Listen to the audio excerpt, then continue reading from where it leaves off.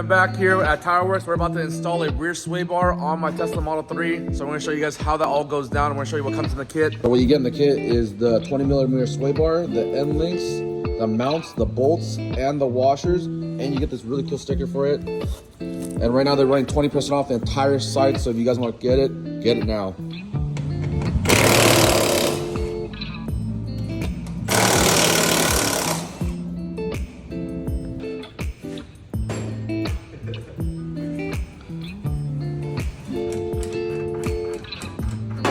Factory rear sway bar.